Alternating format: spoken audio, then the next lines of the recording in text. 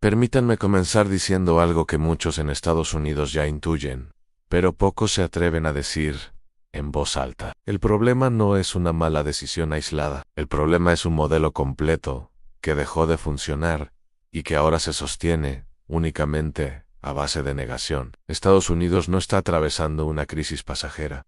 Está atravesando una etapa de ajuste histórico. Y los ajustes históricos no se resuelven con discursos grandilocuentes ni con gestos simbólicos. Se resuelven reconociendo límites que durante décadas se negaron. Durante gran parte del siglo XX, Estados Unidos construyó su poder sobre una combinación muy específica: dominio industrial, control financiero, supremacía militar y una narrativa de liderazgo incuestionable. Esa combinación le permitió imponer reglas, sancionar sin consecuencias graves y presentarse como árbitro global. Hoy, esa arquitectura está agrietada. Las políticas económicas que se presentan como protección nacional no protegen a la población. Protegen una ilusión. Los muros no devuelven empleos. Los aranceles no castigan a potencias extranjeras. Castigan a los consumidores internos. Esa es una realidad básica de la economía que se oculta deliberadamente. Un arancel no es un castigo externo, es un impuesto interno. Y cuando se multiplican los impuestos sobre bienes esenciales, el resultado no es fortaleza nacional, es inflación. Y la inflación erosiona salarios, ahorros y estabilidad social. La idea de que los problemas económicos de un país de cientos de millones de personas se deben a unos pocos millones de inmigrantes pobres no resiste el análisis más elemental. Es una explicación emocional, no estructural. Sirve para movilizar miedo, no para resolver nada. Los inmigrantes indocumentados ocupan los escalones más bajos del mercado laboral. Son explotados porque no pueden defenderse. Pagan con su vulnerabilidad la comodidad de un sistema que se beneficia de su silencio. Eliminarlos no fortalece la economía. Cuando esos trabajadores desaparecen, los costos suben, los salarios suben, los precios suben, la inflación se acelera y el mismo discurso que prometía protección se convierte en fuente de frustración. Aquí aparece la gran contradicción. El proyecto político que se presenta como salvador económico propone medidas que agravan exactamente los problemas que dice combatir. Esa incoherencia no es accidental. Es el resultado de gobernar desde el espectáculo y no desde la realidad. Mientras tanto, el mundo observa. China no necesita responder a los gestos estadounidenses. Su crecimiento estructural habla por sí solo. En India avanza. Brasil consolida márgenes. Los BRICS se coordinan no por ideología, sino por conveniencia. Reducen dependencia, diversifican comercio y limitan exposición al dólar. Estados Unidos, en cambio, se encierra. La guerra económica permanente contra todos genera un efecto paradójico. En lugar de aislar al resto del mundo, aísla a quien la impulsa. Los socios buscan alternativa. Los mercados se ajustan. La confianza se erosiona. El dólar sigue siendo importante, pero ya no es incuestionable. Su valor depende cada vez más de decisiones políticas erráticas y menos de fundamentos sólidos. Cuando una moneda pierde previsibilidad, pierde atractivo. Las empresas lo saben. Mover producción requiere estabilidad, no improvisación. Ninguna corporación responsable invierte miles de millones en un país donde las reglas cambian por impulso político. La incertidumbre es el peor enemigo del capital productivo. Así, la promesa de reindustrialización se convierte en teatro. Grants, anuncios, pocas concreciones. Proyectos a 10 años en un sistema político que cambia cada 4. Eso no es planificación, es propaganda. El resultado es una sociedad dividida. Una mitad empieza a reconocer que la cima quedó atrás. La otra mitad reacciona con ira ante esa idea. No acepta el diagnóstico. Prefiere culpar a enemigos externos, aliados traicioneros o conspiraciones internas. Ese conflicto interno es el verdadero riesgo. Los imperios no colapsan primero afuera, se fracturan adentro. Cuando la narrativa deja de coincidir con la experiencia cotidiana, la legitimidad se erosiona. Y cuando la legitimidad se pierde, el poder se vuelve ruidoso, pero menos efectivo. Estados Unidos todavía tiene recursos enormes: tecnología, capital, conocimiento, pero ya no tiene algo que antes daba por sentado: la capacidad de imponer su visión sin resistencia significativa. Ese es el cambio central de nuestro tiempo. No estamos viendo el fin inmediato de Estados Unidos como potencia, estamos viendo el fin de su excepcionalidad incuestionada, el paso de un liderazgo dominante a una competencia abierta. Y esa transición, históricamente, nunca es cómoda. El dólar ocupa un lugar central en esta transición, no porque vaya a desaparecer de un día para otro,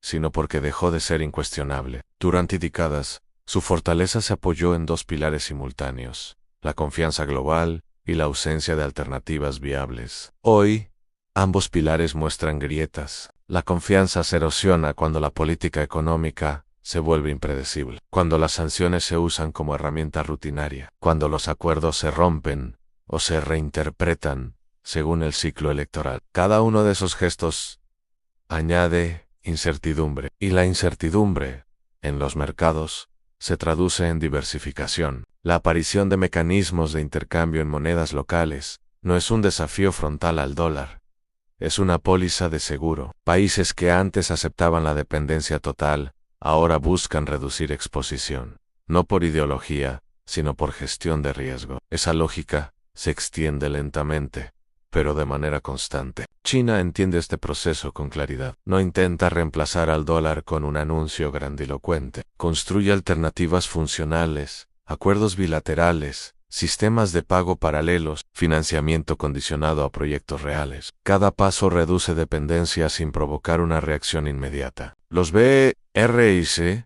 se operan como un amplificador de esta tendencia, no como un bloque homogéneo, sino como un espacio donde convergen intereses prácticos. Comercio, energía, infraestructura. La coordinación no es perfecta, pero es suficiente para generar opciones, y cuando hay opciones, el poder coercitivo pierde fuerza. Estados Unidos observa este movimiento con preocupación, pero también con negación. Reconocer que el dólar enfrenta competencia simbólica implica aceptar un límite estructural, y ese tipo de aceptación es políticamente costosa. Por eso, el discurso oficial insiste en fortaleza, mientras los actores económicos se preparan para escenarios más complejos. La fractura interna en Estados Unidos agrava esta situación. El consenso sobre política exterior y económica se desdibujó. Las decisiones estratégicas se convierten en banderas partidistas. Lo que antes era planificación de largo plazo ahora se discute como arma electoral. Esa politización del poder debilita la coherencia. Los aliados no saben qué esperar. Los adversarios aprenden a esperar. El tiempo en este contexto juega en contra de quien necesita resultados rápidos para sostener su narrativa. Mientras tanto, la sociedad estadounidense vive una contradicción creciente. Se le promete grandeza, pero experimenta precariedad. Se le promete protección, pero enfrenta inflación. Se le promete control, pero observa desorden. Esa brecha entre promesa y experiencia alimenta polarización. La polarización no es solo cultural, es económica, es territorial, es generacional, y cuando esas fracturas se superponen, la gobernabilidad se vuelve más difícil. El poder necesita consenso mínimo para operar. Sin él, recurre al ruido. Ese ruido puede tomar muchas formas en retórica agresiva, amenazas comerciales, gestos simbólicos, pero el ruido no sustituye a la estrategia menudo la oculta. Históricamente los imperios que entran en esta fase reaccionan de dos maneras posibles. O aceptan la transición y se reinventan, o la niegan y se atrincheran. La diferencia entre ambos caminos determina la duración de su influencia. Aceptar la transición no significa rendirse, significa redefinir objetivos, priorizar estabilidad sobre dominio, cooperación sobre coerción, competencia sobre imposición. Es un camino difícil, pero viable. Negarla, en cambio, conduce a conflictos innecesarios, desgaste acelerado y pérdida de credibilidad. Cada intento de restaurar un pasado que ya no existe profundiza el choque con la realidad. Estados Unidos se encuentra ante esa encrucijada. Aún posee recursos enormes en capital humano, innovación e infraestructura en capacidad de adaptación, pero necesita algo que no puede comprarse ni imponer: claridad estratégica compartida. Sin esa claridad, el poder se dispersa, las decisiones se contradicen, los mensajes se diluyen, y el mundo aprende a operar sin esperar liderazgo consistente. El cierre histórico de este proceso no será un evento puntual, será una década de ajustes ante pruebas, de errores y correcciones. El mundo no reemplazará un centro por otro, construirá un sistema más distribuido. En ese sistema, Estados Unidos seguirá siendo un actor central, pero no exclusivo, influyente, pero no incuestionable, poderoso, pero no omnipotente. Ese es el significado real de este momento, no el colapso de un imperio, sino el fin de una era de excepciones. El paso hacia un mundo donde el poder se negocia, se comparte y se disputa, sin garantías absolutas. La historia avanza así, no con anuncios finales, sino con cambios graduales que, una vez consolidados, ya no permiten marcha atrás. Y ese punto, hoy, ya fue cruzado. A medida que este proceso avanza, el mundo comienza a comportarse como si la transición ya hubiera ocurrido, incluso cuando el discurso oficial insiste en lo contrario. Ese desfase entre narrativa y comportamiento es uno de los indicadores más claros de un cambio estructural. Los mercados financieros, por ejemplo, ya no reaccionan únicamente a los anuncios provenientes de Washington. Observan múltiples centros de decisión. Evalúan riesgos en función de conflictos regionales, acuerdos bilaterales y bloques emergentes. El dólar sigue siendo referencia, pero dejó de ser refugio automático. Los bancos centrales ajustan reservas con mayor cautela. No abandonan un activo dominante, pero reducen exposición gradual. Ese movimiento no genera titulares estridentes, pero acumula efectos. La acumulación, en economía política, es más determinante que el shock. Las cadenas globales de suministro también se reconfiguran. Empresas multinacionales ya no concentran producción en un solo país, ni confían en una sola jurisdicción. Diversifican, fragmentan, rediseñan, no por ideología, sino por resiliencia. Este comportamiento refleja una verdad incómoda. El sistema global dejó de confiar en la estabilidad garantizada por un solo actor. Prefiere redundancia a eficiencia extrema. Prefiere flexibilidad a dependencia. Estados Unidos enfrenta aquí una paradoja. Durante décadas, promovió la globalización como expansión de su modelo. Hoy, esa misma globalización limita su capacidad de control. Las reglas que ayudó a crear ahora operan con autonomía relativa. La respuesta política interna a esta realidad suele ser defensiva. Se apela a la nostalgia, se promete restaurar un pasado idealizado, pero el pasado no vuelve porque las condiciones que lo hicieron posible ya no existen. La base industrial, el consenso social y la posición financiera que sostuvieron la hegemonía estadounidense en el siglo pasado fueron producto de circunstancias excepcionales. Reconstruirlas no depende de voluntad política, sino de estructuras globales que ya cambiaron. El intento de revertir ese cambio genera fricción.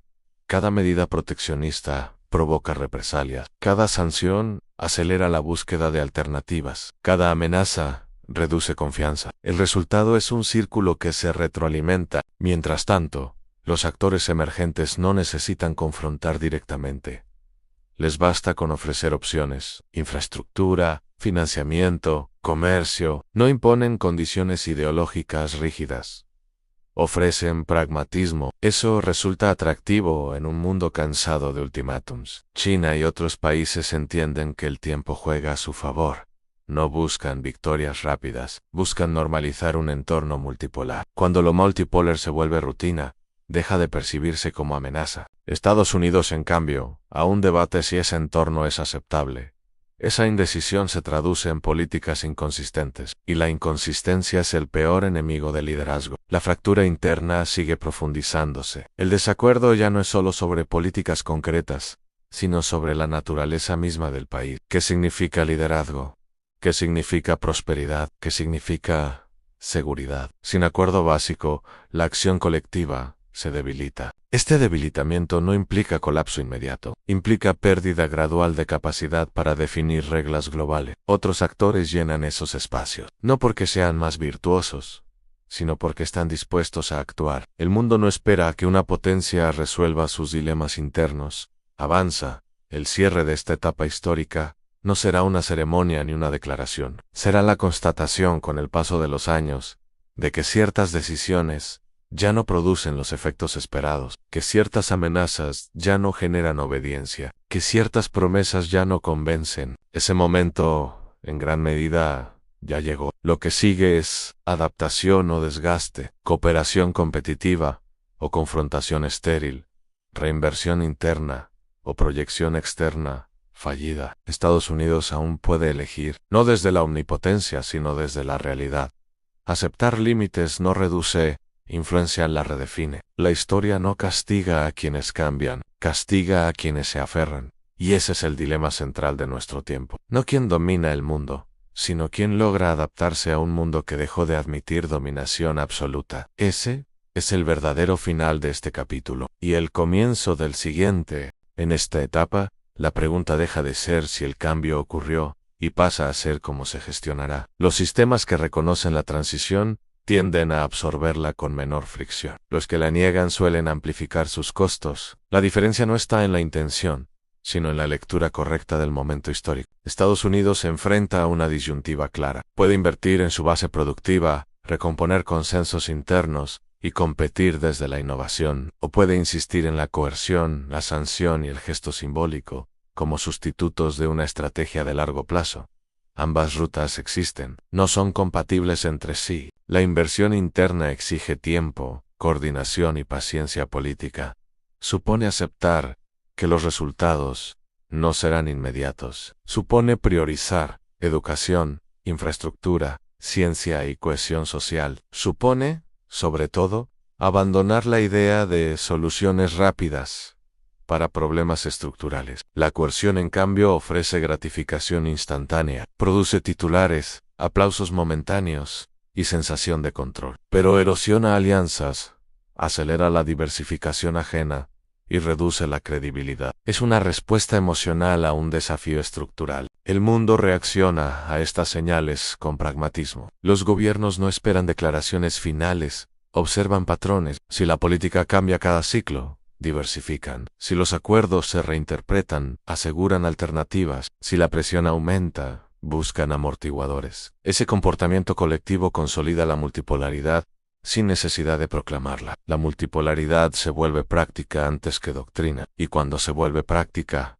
deja de ser reversible. Las instituciones internacionales también se adaptan. Algunas pierden centralidad, otras ganan protagonismo. Surgen foros paralelos, mecanismos regionales y acuerdos ad hoc. El orden no desaparece, se fragmenta y se rearticula. En ese contexto, el liderazgo ya no se mide por la capacidad de imponer, sino por la habilidad de coordinar. Quien convoca, conecta y financia proyectos concretos, gana influencia. Quien amenaza sin ofrecer soluciones, pierde espacio. Los actores emergentes entienden esta lógica. Proponen corredores logísticos, financiamiento para energía, acuerdos tecnológicos y comercio estable. No prometen perfección, prometen previsibilidad.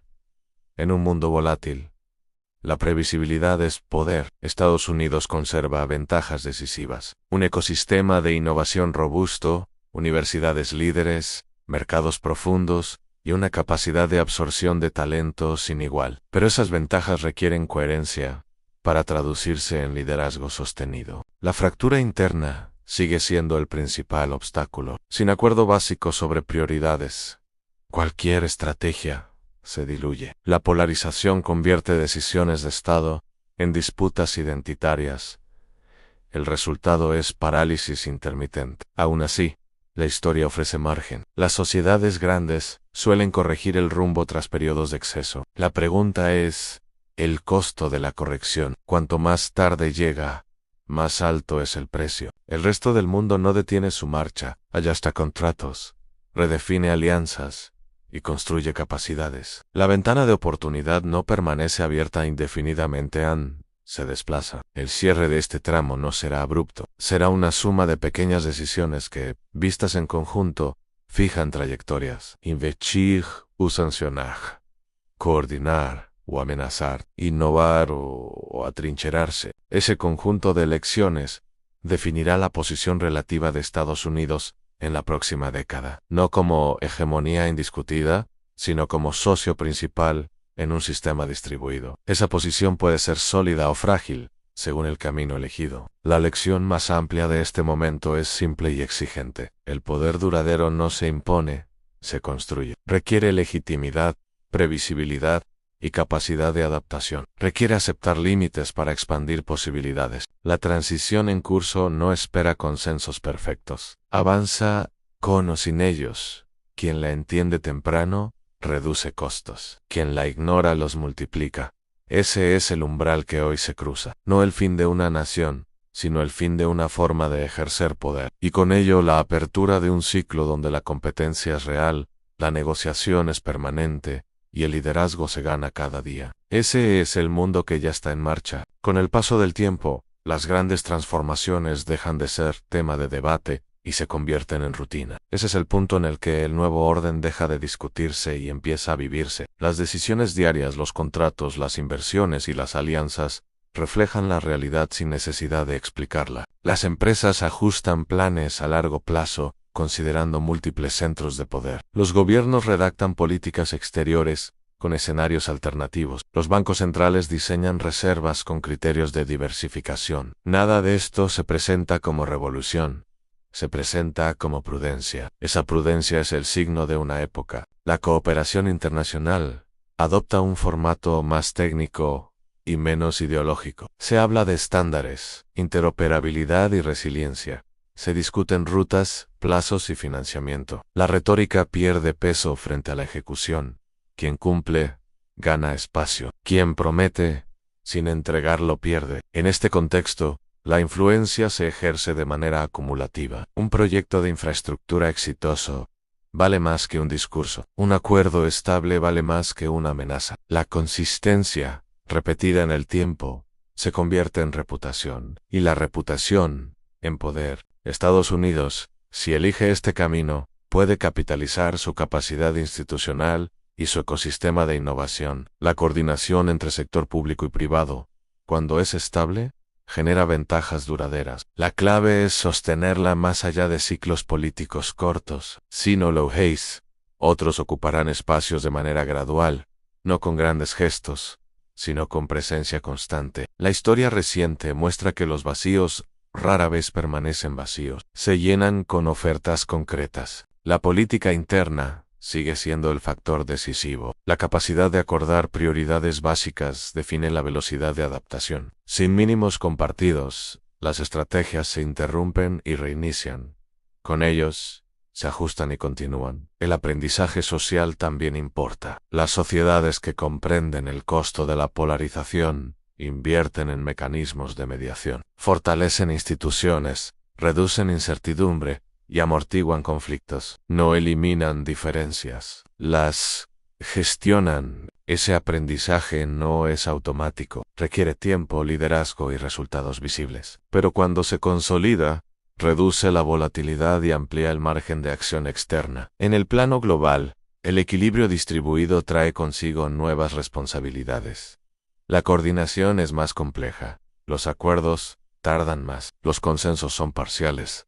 Pero el sistema gana resiliencia. Un fallo no derrumba todo. La seguridad se redefine. Menos dependencia de un garante único. Más redes de cooperación. Más capacidades regionales. Este enfoque no elimina riesgos, los reparte. La economía global se orienta hacia la redundancia. Se aceptan costos mayores a cambio de menor fragilidad. La eficiencia extrema cede lugar a la estabilidad razonable. Esa decisión, repetida en múltiples sectores, consolida el cambio. El liderazgo del futuro se medirá por la capacidad de aprender rápido y corregir a tiempo, por la habilidad de integrar intereses diversos, sin bloquear decisiones, por la constancia en el cumplimiento.